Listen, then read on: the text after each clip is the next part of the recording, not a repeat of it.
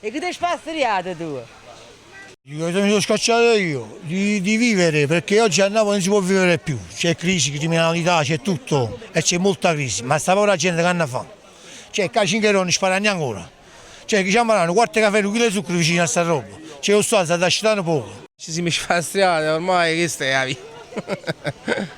Sono sfastidiato perché lavoriamo e alla fine non ci sta un futuro. Tu pensi per i nostri figli, per le nostre cose, il futuro non c'è. Io penso che per i miei figli il futuro non c'è.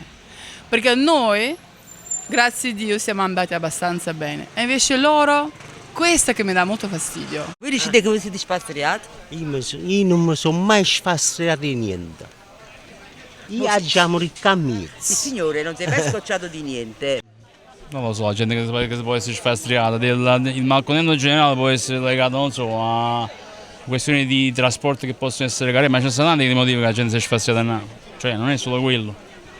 Qui che parlate con cosa? è tutto a posto. Come mettere un bicotino in capo? È tutto a posto, è Perché sai che tutto ne ok, so? è tutto ok. Immagini sfastriati del popolo. Vigili non si vedono quasi mai, fuori alla scuola di mio figlio è una cosa, è una tragedia praticamente.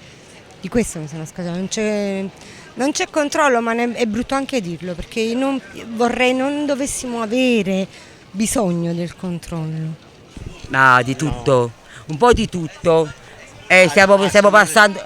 La signora è un po' depressa. Ma che è depresso? Noi ci abbiamo spastriato proprio ma un po' della vendita e la crisi che ci sta, che stiamo passando. La televisione dice che la crisi è passata, ma non è passata. Effettivamente c'è crisi, è duro andare avanti, ma in particolare sono le spese che sono molto, molto care.